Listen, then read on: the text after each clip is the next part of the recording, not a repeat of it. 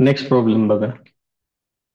Prove that the median of a trapezium सांगितलंय is parallel to the parallel sides of the trapezium and its length is half the sum of its parallel sides.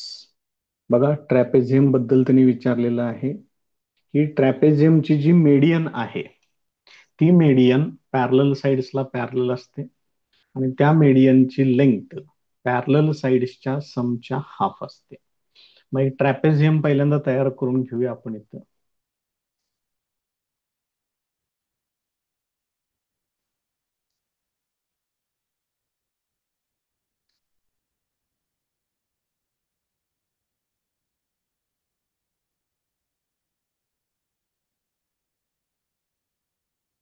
हा trapezium consider करतोय, त्याला नाव देतोय ABCD.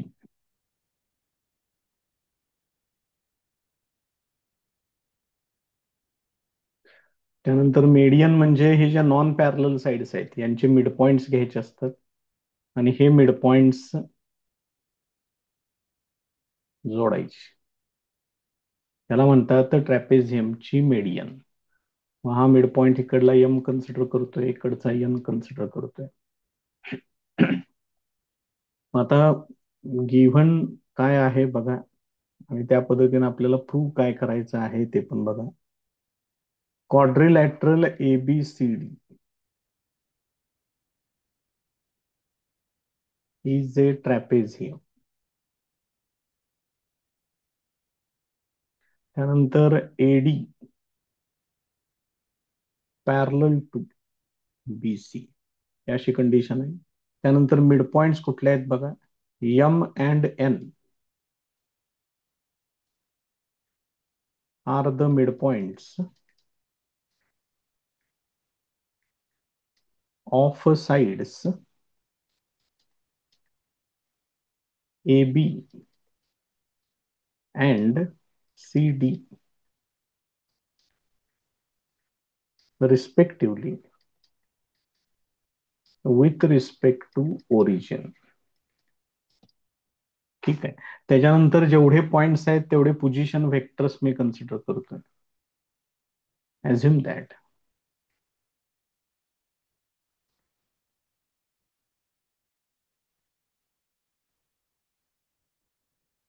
A bar, B bar, C bar, D bar, M bar, N bar are the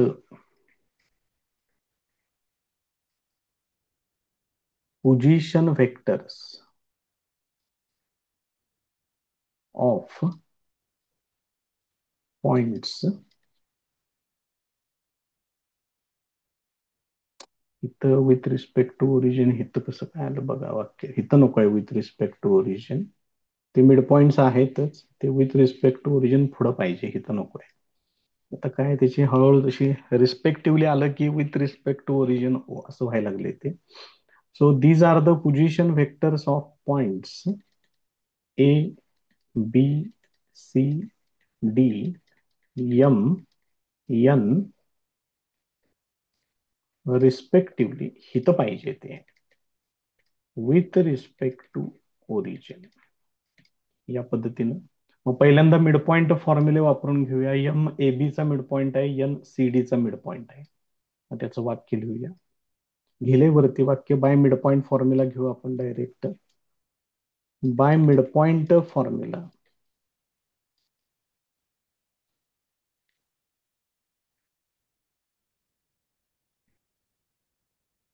M bar equal to,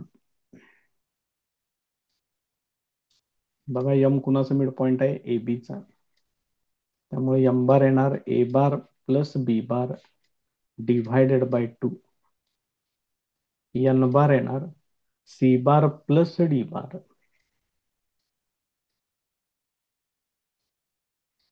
divided by 2 येणार. आता याच्यावरून मी MN बार त्याला तयार करतोय. MN बार जर तुम्ही घेतलं तर हे काय येणार, N bar minus M bar येणार. मग याच्यामध्ये एन बार वापरा, C bar plus D bar divided by 2 minus M bar A bar plus B bar divided by 2. आता याच्यामध्ये आपल्याला जरा ऍडजस्टमेंट करावे लागतील. कशा ऍडजस्टमेंट करावे लागतील जरा बघा डायग्राम मध्ये. हे जे एम एन आहे हे एडी आणि बीसी ला पॅरलल आहे हे सिद्ध करायचंय. मग मी आता घेतलेला आहे एम एन बार असा घेतलाय. मग एडी बार म्हणजे काय येणार, D bar minus A bar. BC bar म्हणजे काय येणार, सी बार मायनस बी बार. ते याच्यामध्ये ऍडजस्ट होते का बघूया. बघा, therefore M N bar equal to, त्याचा छेद 2 आहे तो तसा लिहितो इथं. आता एडी बार आणि बीसी बार हे मला पाहिजे त्याच्यामध्ये. पहिल्यांदा एक काम करूया, पहिल्यांदा हे जसे आहेत तसे मांडूया. मायनस साइन तेवढं पुढे देतोय. मग मला एडी बार पाहिजे म्हणजे डी बार मायनस ए बार लागेल एकत्र. हे आता डिव्हायडेड बाय 2 आहे त्याला पुढे घेतोय. आणि बघा डी बार आणि ए बार याला एकत्र घेतोय, D bar minus A bar. त्यानंतर plus C bar minus B bar हे असेल. Therefore M N bar equal to 1/2 हे डी बार मायनस ए बार म्हणजे हे झालं A D bar plus C bar minus B bar म्हणजे हे झालं बी सी बार. हे दोन्ही त्या ठिकाणी आलेले आहेत. आता एडी बार आणि बीसी बार कोण आहेत बघा. हे बघा एडी बार इथं आहे, बीसी बार इथं आहे आणि पॅरलल आपण लिहिलेलं आहे ऑलरेडी. याचा अर्थ हे कोलिनियर वेक्टर्स आहेत.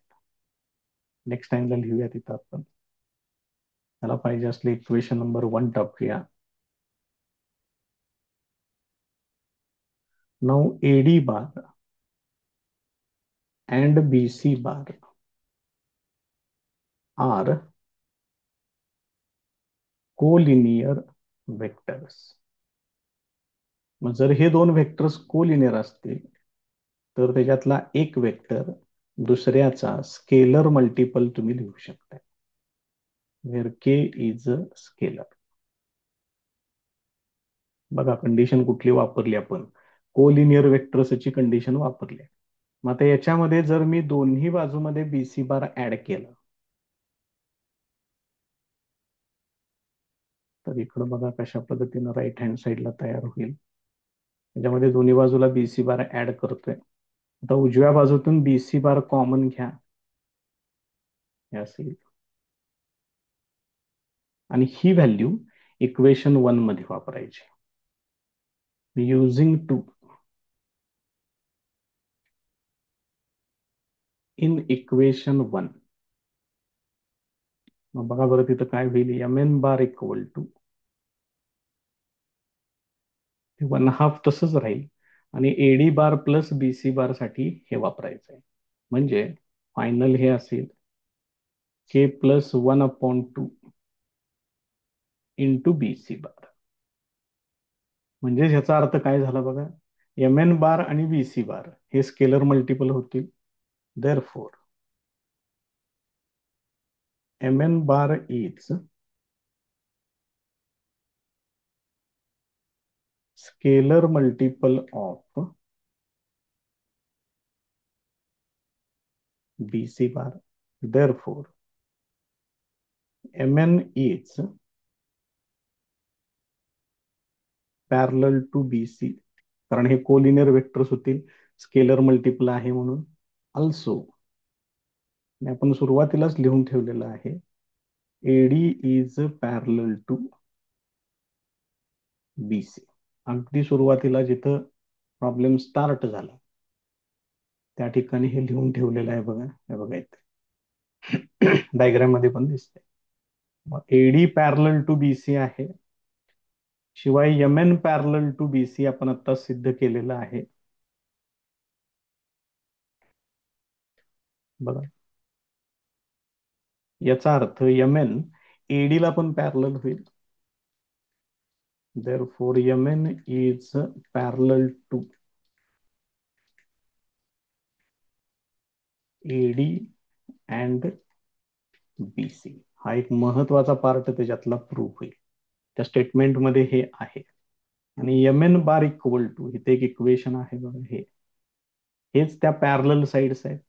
मग या पॅरलल साइड्सच्या बेरजेच्या हाफ आहे हे, फ्रॉम इक्वेशन 1. ते घेऊया direct. also from equation 1 mn equal to 1/2 AD plus BC, हे पण तिथं प्रूफ होईल.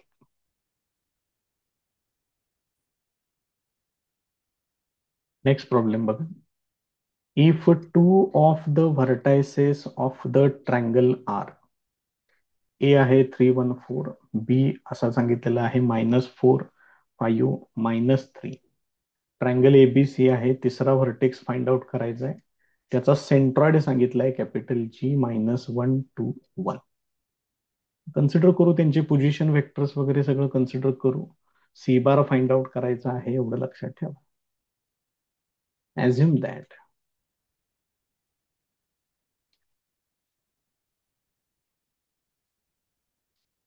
ए bar, B bar, C bar and G bar are the position vectors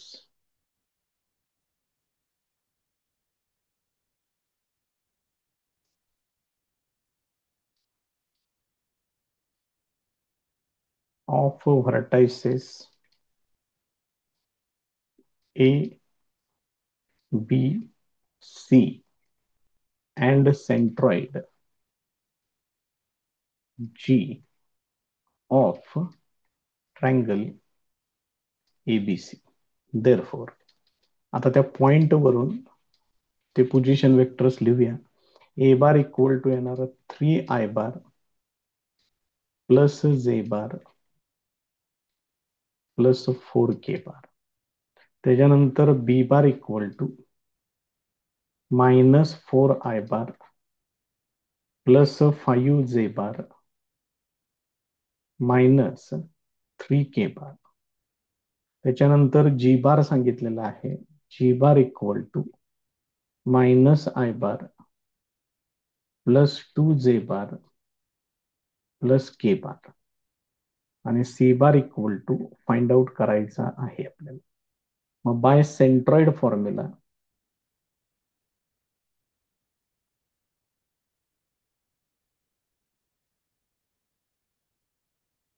काय होणार बघा. G bar equal to A bar plus B bar plus C bar divided by P. आता याच्यामध्ये values वापरूया त्या. जी बार काय आहे ते इकडे घेतोय, -I bar plus 2J bar plus K bar. This is equal to A bar आहे 3I bar plus J bar plus 4K bar. हा झाला A bar. Plus B bar आहे -4I bar plus 5J bar -3K bar plus C bar. Totally divided by 3 हे असेल. आता या 3 ने इकडे मल्टिप्लाय करतोय, मग -3I bar plus 6J bar plus 3K bar. This is equal to, इथं बघा 3I बार -4I बार ते होणार -I बार. त्यानंतर J बार प्लस 5J बार प्लस 6J बार होणार. आणि 4K बार -3K बार ते होणार plus K bar plus C बार आहे ना. मग मला सी बार पाहिजे, ही टर्म इकडे सबट्रॅक्ट करावी लागेल मला. Therefore -3 i bar +6 j bar +3 k bar -i bar +6 j bar +k bar. This is equal to c bar. Therefore, c bar equal to काय होईल बघा, -3 i bar minus minus plus I bar होणार, म्हणजे हे येणार -2 i bar. त्याच्यानंतर 6 j bar -6 j bar ते cancel होईल, +0 j bar येणार, आणि 3 k bar -k bar ते येणार +2 k bar. हा झाला पॉइंट सी चा पोझिशन वेक्टर. त्याच्यावरून तुम्ही त्याचे कोऑर्डिनेट्स लिहू शकताय. -2 0 2 हे त्याचं फायनल आन्सर आहे. नेक्स्ट एक्झाम्पल बघा. In a triangle O A B, E is the midpoint of OB. D is the point on AB such that AD as to DB equal to 2:1. एकाचा midpoint दिलेला आहे, दुसऱ्या बाजूवरती कोणत्या रेशोनं तो point divide करतोय ते दिलेलं आहे. OD and AE intersect at point P, then determine the ratio OP as to PD using vector methods. मग बघूया, डायग्राम काढूया पहिल्यांदा, बऱ्याचशा गोष्टी तिथंच क्लिअर होतील आपल्याला. ट्रायंगल सांगितलेला आहे ओ A B. O A triangle complete करतो इकडं.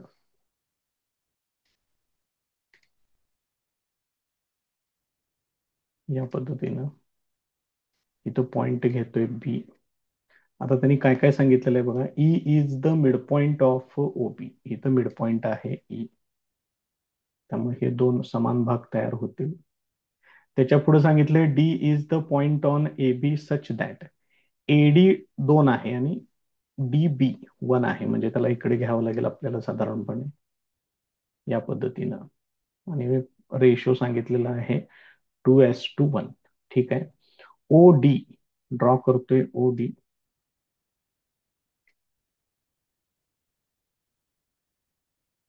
हे झालं ओ डी. त्याच्यानंतर सांगितलेलं आहे एई, इथं ड्रॉ करतोय. They intersect at point P. इथं पॉइंट पी आहे, या ठिकाणी ते इंटरसेक्ट करतात. तर रेशो कुठला विचारलाय बघा, OP divided by P D. हा रेशो आपल्याला फाइंड आउट करायचा आहे. बघा, लक्षात येते का? मग ओ आहे तो ओरिजिनच कन्सिडर करायचा आहे, त्याच्यासाठी काही वेगळा पोझिशन वेक्टर कन्सिडर करायचं नाहीये. बाकीचे जेवढे पॉइंट्स आहेत त्या सगळ्यांच्यासाठी पोझिशन वेक्टर्सचं वाक्य टाकूया. Assume that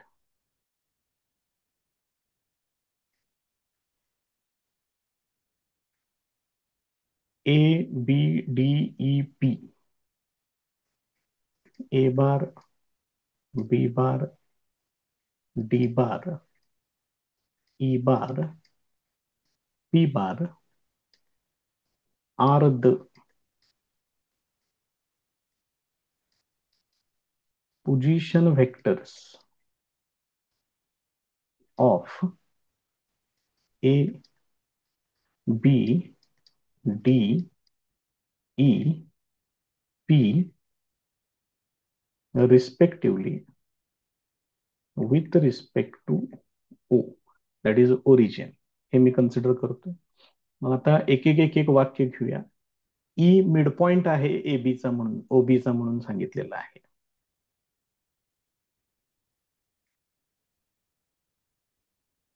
bye midpoint formula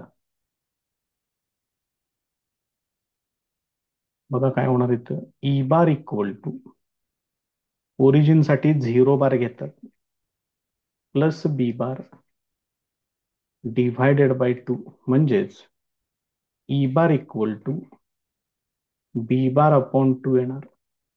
याच्यावरून B bar equal to 2 E bar हे असं येणार. त्याच्यानंतर रेशो सांगितलेला आहे, तिथं सेक्शन फॉर्म्युला वापरूया आपण. By section formula for internal division पाहिजे असलं वाक्य लिहू शकताय. D divides segment A B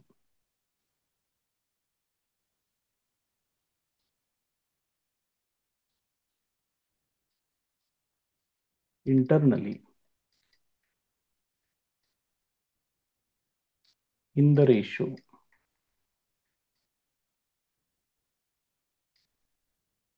2:1. Therefore,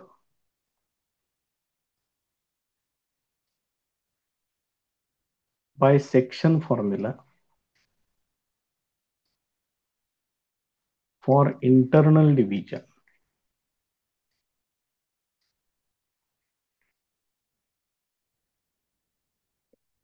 काय येणार बघा बरं मग. हा पॉइंट डी आहे. या डी चा पोझिशन वेक्टर येणार D bar equal to 2 B bar येणार आणि 1 ए बार येणार.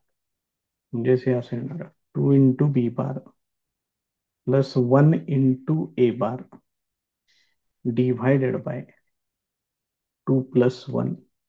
म्हणजेच D bar equal to 2 B bar plus A bar divided by 3 येणार. हे बघा लक्षात येते का. मग हे 3 इकडं पाठवतोय आणि ही जी बी बारची व्हॅल्यू इथं आपल्याला मिळालेली आहे ही ती इथं वापरूया. बघा काय काय होते मग त्याचं. Therefore 3 D bar this is equal to ह्या बी बारच्या ठिकाणी काय वापरायचं सांगितलं आताच. हे बघा इथं आहे 2 E bar 2 into bracket 2 E bar plus A बार हे असं होणार. आता याचं पुढं सिम्प्लिफिकेशन बघा कशा पद्धतीनं करावं लागेल ते. हे आहे 3 D bar this is equal to हे होणार 4 E bar plus 1 into A bar. ह्याला असं करतोय कारण मला काय पाहिजे ते जरा व्यवस्थित बघा. ए हा पॉइंट पी ओडी ला कोणत्या रेशोत डिवाइड करतो आणि तोच पॉइंट पी एई ला पण डिवाइड करतोय.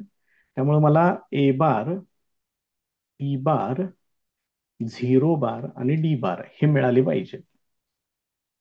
म्हणजे मग मला काय मिळेल ओपी ऍज टू पीडी त्यांनी जे विचारले तेवढं मला मिळेल त्या ठिकाणी. आता त्याच्यातलं हे बघा ए बार आणि ई बार तर एका बाजूला मला मिळाले. ठीक आहे. मग आता मी इथं असं लिहितोय therefore 3 D bar plus 2 times 0 बार घेतोय डिव्हायडेड बाय 3+2. म्हणजे मी याला 5 ने डिवाइड केलं. इकडं पण 5 ने डिवाइड करा. ऍक्च्युली उजव्या बाजूकडूनच कळालंय आपल्याला की 5 ने डिवाइड करायचंय. असेल आणि ह्या दोन्ही कंडिशन्स सॅटिस्फाय करणारा जो पॉइंट आहे तो आहे पॉइंट पी. त्याचा पोझिशन वेक्टर येणार पी. आपण ह्याच्या आधी पण असं एक उदाहरण सोडवलेलं आहे. आता याच्याबद्दल आपल्याला थोडस डिटेलमध्ये सांगावं लागेल. Therefore P divides segment OD and segment AE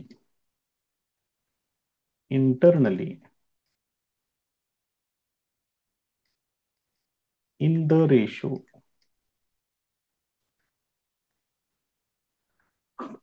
O D ला ओ डी असं घेतलंय म्हणजे 3:2 अँड ए ला ए कडून ई कडे म्हणजे 4:1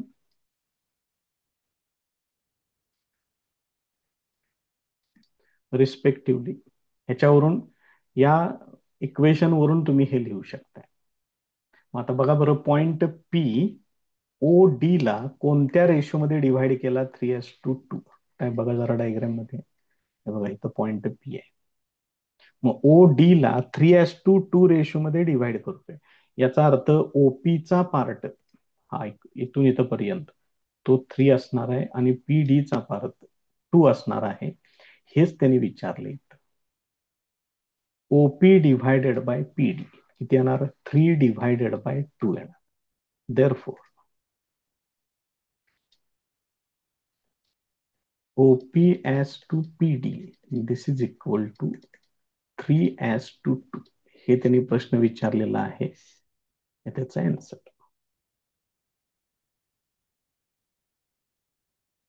नेक्स्ट प्रॉब्लेम बघा. If the centroid of a tetrahedron O A B C, tetrahedron सांगितलंय ओ ए बी सी, त्याचा सेंट्रॉइड आहे 1 2 - 1, ए दिलेला आहे A2 3, बी सांगितलेला आहे 1B2, सी सांगितलेला आहे 2 1C, म्हणजे याच्यामध्ये स्मॉल ए आहे, इथं स्मॉल बी आहे, इथं स्मॉल सी आहे.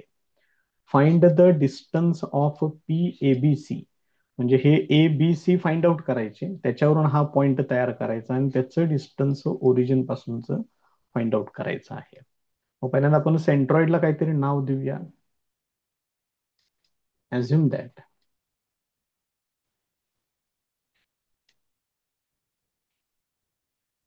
centroid is at capital G 1 2 - 1. बाकीचे सगळे पॉइंट्स त्यांनी दिलेले आहेत, त्यांचे पोझिशन व्हेक्टर्स आपण कन्सिडर करू. पी चा काय पोझिशन व्हेक्टर आपल्याला लागणार नाहीये, किंवा घेऊया त्याला पण काय अडचण नाही. assume that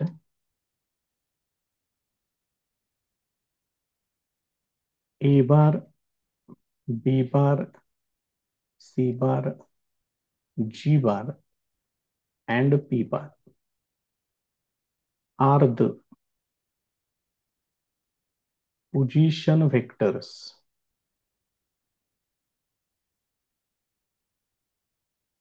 of points A, B, C, G, P respectively with respect to origin O. हे कन्सिडर करतोय. आता याच्यावरून सगळे पोझिशन व्हेक्टर्स पहिल्यांदा मांडून घेऊया. A bar equal to A I bar plus 2 J bar plus 3 K बार, हा झाला ए बार. त्याच्यानंतर B bar equal to I bar plus B J bar plus 2 K bar. C bar equal to 2 I bar plus J bar plus 3 K bar. त्यानंतर G bar equal to I bar plus 2 J bar minus K bar, हे असेल. आता centroid formula वापरूया tetrahedron साठी.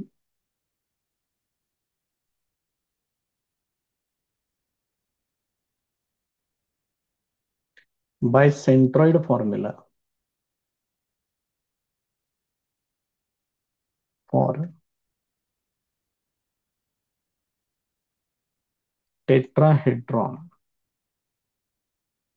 ओ A B C, काय येणार? G bar equal to, पहिला point origin आहे त्यामुळे तिथं लिहायचं 0 bar plus A bar plus B bar plus C bar divided by 4. आता याच्यामध्ये व्हॅल्यूज वापरूया. इकडं आहे I bar plus 2 J bar minus K bar, this is equal to A bar 0 bar आहे त्याला सोडून द्या, झिरोच येणार त्याचं. त्याच्यानंतर ए बार घ्या, ए I bar plus 2 J bar plus 3 K bar, हे झालं ए बार.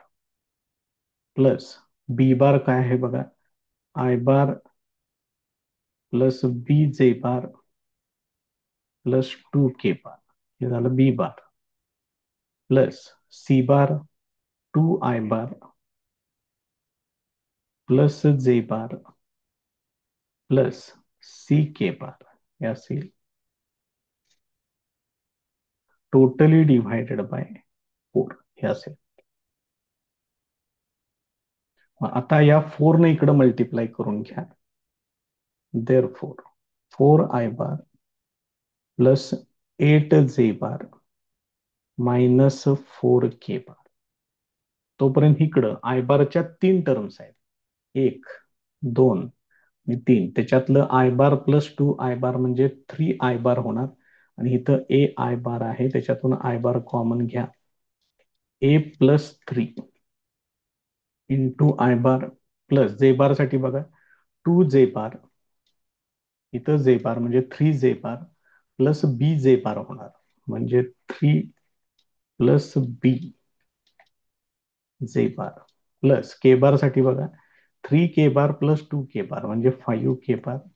आणि इथं आहे पुढं C K bar, 5 + C into K bar. आता हे कम्पेअर करा.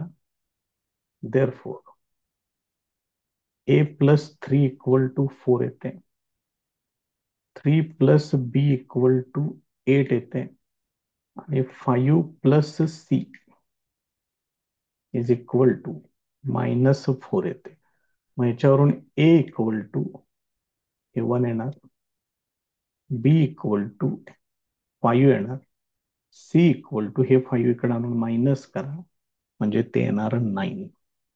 म्हणजेच हा जो पॉइंट, आता पॉइंट पी कसा कन्सिडर, हे तर व्हॅल्यूज मिळाल्या. नाव P is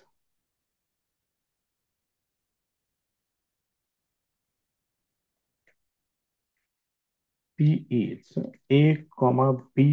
C that is equal to 1, 5 -9 हे असेल. मग त्याच्यावरून तुम्ही पी बार लिहू शकताय. पी बार म्हणजेच ओपी बार असणार आहे, विथ रिस्पेक्ट टू ओरिजिन आहे तो. तो काय येणार, I bar plus 5 J bar minus 9 K bar. मग पीचं distance from origin, distance of P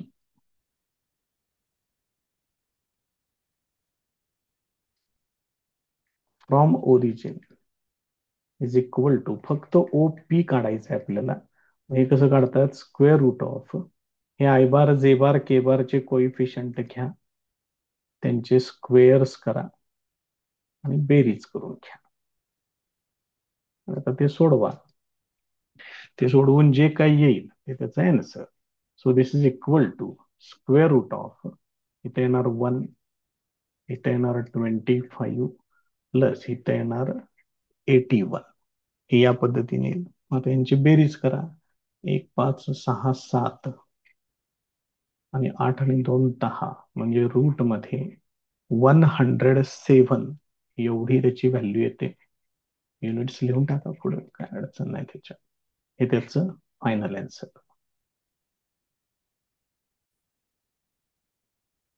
next problem बघा. Find the centroid of tetrahedron with vertices K दिलेला आहे, 5 - 7 0. एल दिलेला आहे 153, एम दिलेला आहे 4 - 6 3, आणि एन सांगितलेलं आहे 6 - 4 2. आपण सेंट्रॉइडला कॅपिटल जी आहे असंच वापरूया, आणि ह्याचे 4 पॉइंट्स दिलेले आहेत, त्यांचे पोझिशन वेक्टर सुद्धा कन्सिडर करूया. Assume that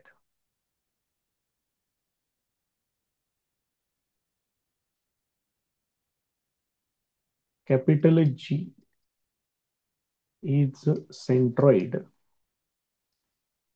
of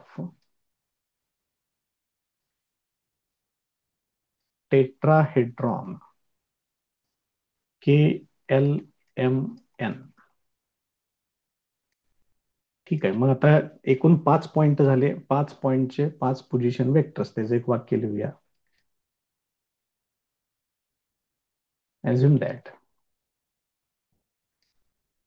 K bar, L bar, M bar, N bar, G bar are the position vectors of points K L M N G respectively with respect to origin. मग याच्यावरून हे सगळे position vectors मांडूया आता आपण पहिल्यांदा. K bar equal to, पहिला point बघा त्याच्यावरून लिहा, 5 I bar -7 J bar plus 0 K bar. मग ते काय नाही लिहिलं तरी चालेल. L bar equal to I bar plus 5 J bar plus 3 K bar. त्याच्यानंतर M bar equal to 4 I bar -6 J bar plus 3 K bar. N bar equal to 6 I bar -4 J bar plus 2 K bar. हे असं आहे. आता centroid formula वापरूया त्याच्यामध्ये. By centroid formula of tetrahedron.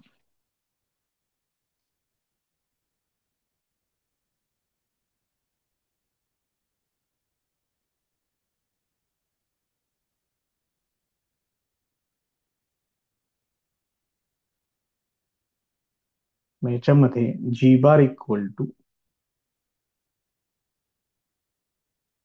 K bar plus L bar plus M bar plus N bar divided by 4n. Therefore G bar equal to, हे divided by 4 आहे, त्याला मी पहिल्यांदाच इथं पुढे घेतोय 1/4. आता एक एक वेक्टर्स घेऊया त्याच्यामध्ये. 5 I बार -7 J बार, हे झालं के बार. एल बार मध्ये बघा कोण कोण आहे. I bar plus 5 J bar plus 3 K bar. त्याच्यानंतर एम बार आहे 4 I bar -6 J bar plus 3 K bar plus N bar आहे 6 I bar -4 J bar plus 2 K bar. आता याच्यामध्ये सगळ्या सिमिलर टर्म्स एकत्र घ्या. Therefore G bar equal to 1/4 into bracket बघा इथं 5, 6, 10 आणि 16 होणार. 16 I बार येणार. त्याच्यानंतर हे काय होणार बघा, -7 -4 म्हणजे -7 प्लस 3, सॉरी जे बार घ्यायचंय, -7 प्लस 5 म्हणजे हे झालं -2 -8 आणि -12 हे असेल. आता के बार बघा, 3 K bar plus 3, 3 plus 3 6 plus 2 8 K बार होणार. 4 न आत सेपरेट डिव्हाइड करून घ्या. 4 न त्याला डिव्हाइड केलं की इथे येणार 4 I bar minus 3 J bar plus 2 K बार येणार इथं.